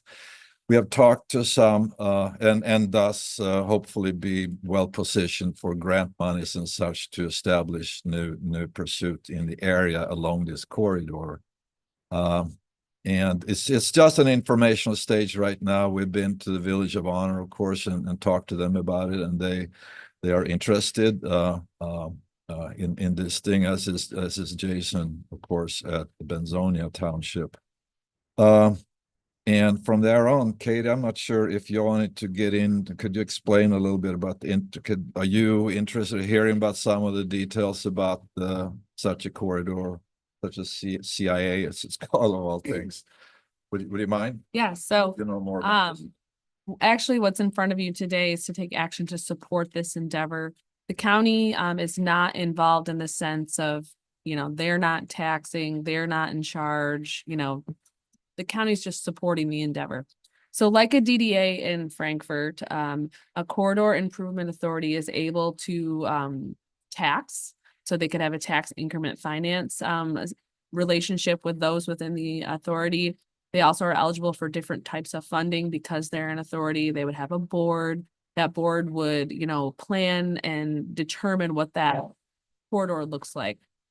This is specific to a corridor, so it goes from village to village end to village end, and then it could be extended. It's not an established district within a municipality like a DDA where they draw lines and it's within a district. So it's really along that corridor specifically for, economic development for that commercial area of town. And so they've been working on this for many, many years, is my understanding. And the John from Beckett and Radar, we sat down with Commissioner Markey as well and talked about, what this looks like for Honor. And really it's economic development. It's a huge tool for them in economic development. And so they're looking for county support on that because they want to continue to move this through and create this authority. But once it's created, they'll establish a board. They do have the ability to hire an executive director if it gets to that level, too. And it is its own entity specific. They're primarily funded by taxes. So it's a tax increment finance. That's the piece that gets people a little hung up. Because like a DDA, there's certain amounts of taxes that are within that authority that are kept for that authority. So there is a tax only placed if there's a vote for that later down the road. So they can't just start taxing. It's not like that. There has to be a voted approval of that. And so that could be down the road. Based on what John was saying, is there's not really intent to do that anytime soon. It is a tool of the authority, but the idea is to really formalize so that they can start applying for additional funding to improve the corridor as it stands now. I the- included tons of Yeah, stuff. in so the here. authority should be said right from the get. The authority doesn't create any new taxes. per Correct, se. no. It's all about how taxes go up, and generally speaking, portion of that tax increase will go towards this CIA. So that's how it is. It's the difference in the tax. So at this point, it's just the information, correct? Yep. We're not asking you to do any resolutions or anything such, so Well, just that you are aware. other than in this afternoon's packet, we did have a memo that Yes. suggested some kind of motion. That is correct. So John did ask for a letter of support if the board is obliged in doing that. And like I said, it's a very simple letter of support. It's not supporting any future endeavors of that. It's just to support the creation of the authority to improve the corridor. Is it my I'm sorry, Art. Nope, please go ahead. Is it my understanding that in this afternoon, the reason why we're asking that is so they have language leverage when they're applying for grants or Yes. other monies or things like that. Okay, Correct. so the language is important. Yes, so, and it was supposed to be on the morning agenda, that was just missed and it was put on the afternoon agenda by mistake. It was supposed to be on the morning agenda. And it should be noted too, we have approached some businesses in Honor and they're very interested in this thing too, with all supportive of the whole effort too, so Thanks. that's a good. Thank you. Anybody else? Art, did you have something? I will, but I think Rhonda wants to go. I mean, I'll go. Well, first, I'm gonna say, Rhonda, please go. So first. nice to each other. I appreciate your efforts. You know, the time that you're working on this. I'm wondering in your conversations with Jason Bernard, there has been an authority formed in the Benzonia area between the village and the township called the Area 31 Authority with an effort geared towards sewer infrastructure, which we all know leads to economic development. So I guess my concern, have the conversations occurred where these two authorities would either merge or overlap, or I guess my concern is they fight each other in certain needs or directives. I just want to make sure that these conversations are happening, how these authorities are going to coexist. Yeah, at this point in time, the honored part of this thing, I think what John keeps telling, we're further ahead than what the Benzonia is. So I don't think we got to that point, but It's there's no separate. intention, of course, to create any tension here, but rather But if there collaboration. were an authority that extended the whole corridor, I'm just wondering, would that set Honor back to be participating in the effort to have sewer, you know, from Honor all the way through the US 31 corridor? It almost redirects the effort to have that big task added to a cooperative effort. I'm not sure about. So the Corridor Improvement Authority is different than what they've created, and it's called for under different statute. So corridor improvement authorities are called for under a specific statute with specific abilities and reasons and those sorts of things. What they've created, I believe they created that authority under a different statute regarding water, sewer, and infrastructure, public infrastructure. So they're different authorities called out in different statute with different abilities and different reasons. So at the end of the day, they wouldn't necessarily be fully overlapping, but it would have to work together at some level. Yeah. Because like you said, economic development and, includes public utilities, but they're separate authorities under the statute. They would have to just work together. We get clarification on that, on what the separate statutes are that. are Yeah, being- I'll have to ask Jason exactly I how think they've we need to be created that really clear. authority. Yeah, and I remember I can't remember his name, the attorney who created the authority, but we worked closely with him at the recommendation of the engineers from. It's Area Lee Trim. 31 Authority. Yeah. What it's called. Mhm. Is that information important to you before we make a motion then? No, because I think we aren't being asked to approve any sort of merger at this point. We're just being asked to support Honor's effort. Yeah, just so we have a Right. letter to And- sort and of I base think ourselves that's- on yeah, I when we mean, yeah, proceed. that- So based on, that's a sewer authority, which would be, which would have been formed under statute specific to sewer and public utilities. This is an economic development tool, different than a sewer authority. And so does Honor already have a sewer authority for your, I'm sorry, what's the question? does Honor have a separate sewer authority because you have sewer, you don't have water, right? Correct. But I don't know. I better not say. You because don't that's not have my to role. have an authority just because you have sewer. That's not a requirement of having it. So for instance, like downtown, water sewer is no authority. They're just part of the city. And they're treated as an enterprise duty of the city and an enterprise fund in the budget. You don't have to have authority, so they may not have an authority. So I had the opportunity to talk to some of the leadership group as well as Ingemar and Commissioner Markey. Everybody was in support of this and on the same page, unlike they were several years ago. So in order to move this along, I'd like to make a motion that we suspend the rules regarding the progression of the agenda so that we can add this and take action on it today. So that would need support. All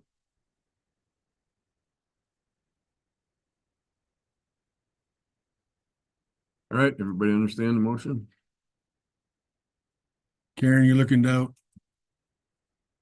Well, I feel like I need to have some more information, but I am comfortable with what you're saying, that all you're giving us is information right now.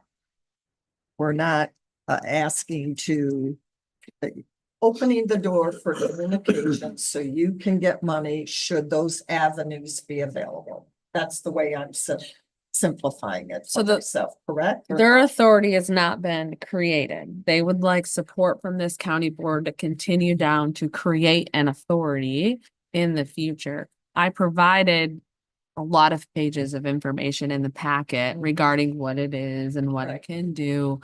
You don't have to take action today. I think they're going to continue down this track, whether they do or not. It's not a requirement that we give official support for this endeavor.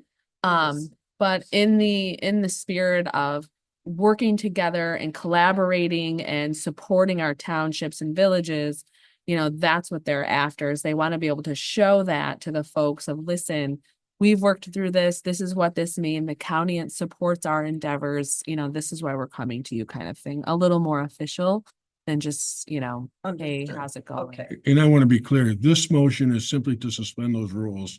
Then I'd bring another motion forward if that were to pass. Correct. I'd ask that we call for the vote, please. Roll call, please. Yes. Yes. Yes.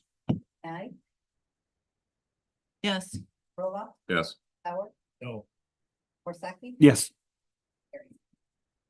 So Janat makes a motion that the Board of Commissioners supports the creation of a corridor improvement authority. Supports the creation of a quarter improvement authority in the Village of Honor. Second. Yes. Yes. We can have a discussion. Yep. I have heartburn with authorities completely. They seem to have more power when you start asking the public for money. I know we're not to that point, just asking to create it. I've seen what's happened in the past. I've got two examples and I won't bring them up. But what happens is they don't play by the same rules as the rest of the government entities do play. I don't even know if they have to come back here and ask for to put it on the ballot. I know they have to be voted on, But by the same token, I just feel like a lot of power that we were elected to do is being handed to a group that's not elected. I do have heartburn about it. Gary, in this particular case, we're talking, this doesn't even ever come back to this group. This is simply supporting the groups that are agreeing on creating that authority. And then the makeup of that authority would be left to those entities, not to this entity. I understand your concern about authorities and we share that, but my confidence comes from this. Ingomar has a long history of being successful in doing very good things in the community, including the Transportation Authority that you spent a decade on. And that's why I'm supporting this, because I know how he does business. But it wasn't, we're not creating the authority. It would be, in this case, Benzonia, and was it Homestead or Village? It would just be the village at this point. Just the Village. Okay. What I'm understanding. But I'm also understanding they have the right to ask for a tax. Or go to the voters and ask for a tax. My mistake. In the future, not tomorrow. Well, that could be imposed on the businesses. That's correct. Yeah, and yes, tax increment financing. So it would be the approval of the relationship to collect the difference in taxes. So you establish the baseline, and then any difference in taxes from the improvements, that difference is then given to an authority. For a certain period of time. It's for a certain period of time, and it's the difference So we based would on the have no baseline. involvement at all in the creation. We don't know, they can do that on It would their own. only affect that geography, Mhm. that taxing unit. If they're taxing some of our, No, it would still only affects that area. So we had those conversations with the election and the DDA and the brownfield, and people were very confused because they live in Lake Ann and they don't want their taxes going to Frankfurt's DDA. It's the properties established within that district's taxes that are affected, not everybody's. And it's the difference from the baseline. So say the corridor within that district, taxes are $1 million. That's what you get. But with the improvements as a result of the authority, they're now 1.5 million. That $500,000 goes to the authority for its expenditures. That I $500,000. understand that aspect of it. But it's just That's those. not the aspect I'm worried about. It's increasing taxes on residents, businesses or otherwise, and the people that were elected to oversee this stuff, in my opinion, have no control whatsoever. So anyway, that's where I stand. I just wanted to bring that up. Again, that's not the right understanding. First off, they have to bring it before their taxpayers. I know they have to go to a vote. Right. You understand that. But how many, I watched, you better back off. Some of the other authorities to me have exceeded what they wanted to do. And you and I agree on a lot of that. We do. And I just see this as, here we go again. We're starting all over and we're gonna build this up and this is gonna do this and this. I mean, I don't disagree with the concept of what they're trying to accomplish. Yeah. Just disagree with the structure and the authority to do so. That's, Well, unfortunately, this is the organizational structure that they have to work with. And this falls into the domain of that particular governance. It doesn't fall into the governance of the county. All I understand they're looking for is we need support to move this forward for the potential of forming the authority within our district, not within the county.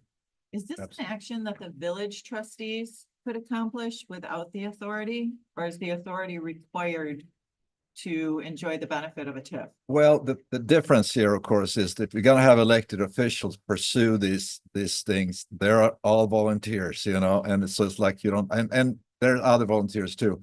But the intent here, this authority was driven by business community and the residents within that authority that will focus solely on these economic development efforts.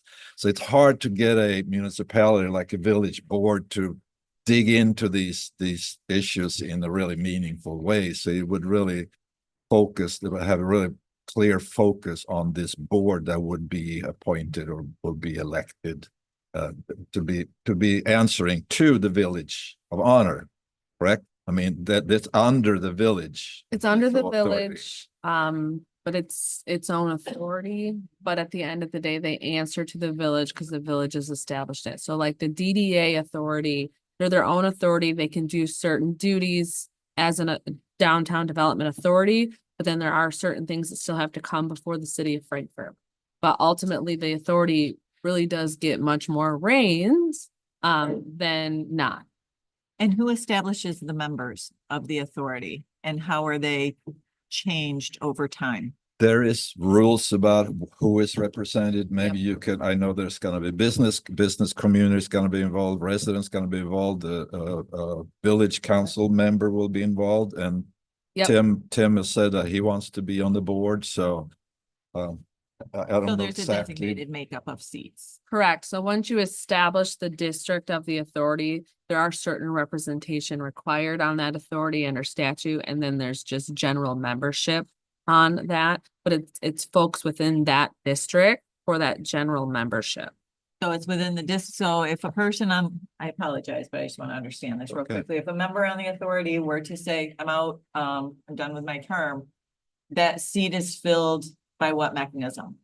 The village would establish, or the village would appoint. So they don't appoint Village would themselves. appoint or the authority would appoint? The Or- village would appoint to the authority because it's established under the village. Gotcha. The Okay. village are in charge. of But there's some- certain seats for certain things. So there's, maybe it's the business representative for X is who stepped down. It had to be replaced by Another business representative of X. Okay. Yep, This is simply a tool for economic development. absolutely. It's not exactly the same, but like we have a brownfield authority, Yep, a little bit different countywide. But same principle. It provides funding to improve your business community essentially, or that corridor that has been mentioned more than once. These are autonomous authorities can sue and can be sued.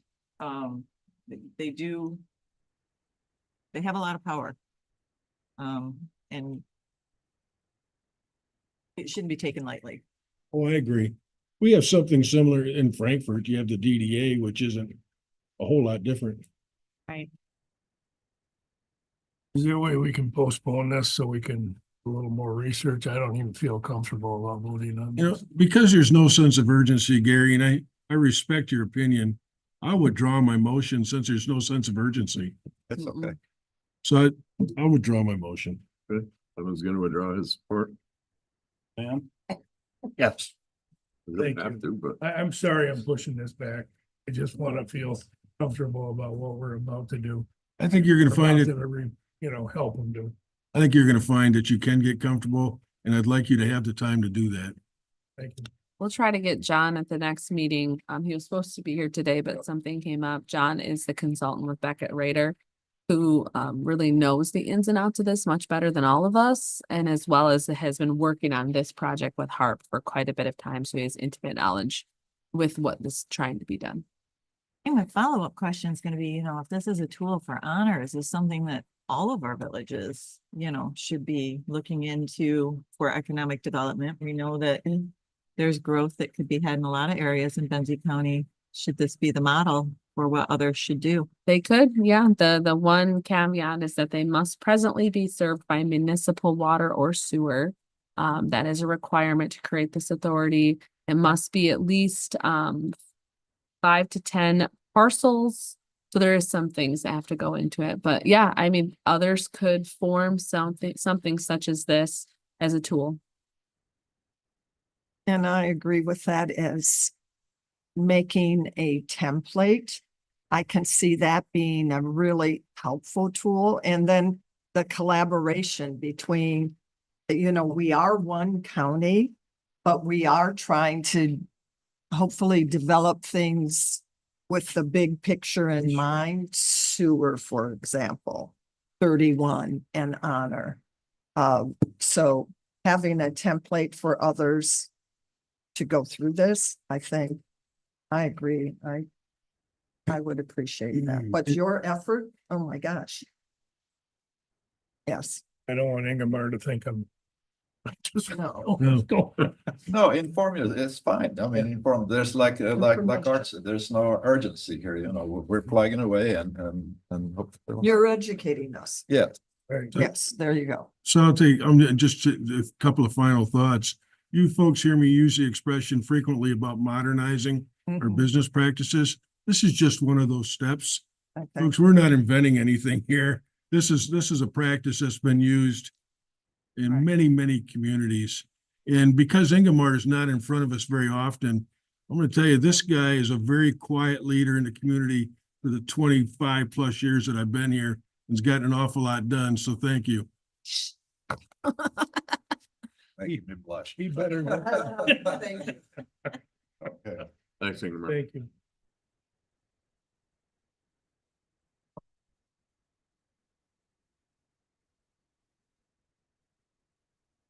I believe we're at correspondence. You done with your report, Katie? Yeah, I'm good. Okay. Bring us to our final public comment. Anybody like to speak? Close public comment, look for a motion to adjourn. So moved. Support. Motion for support. All in favor, say aye. Aye. Opposed? We will reconvene for the afternoon meeting at 11:45.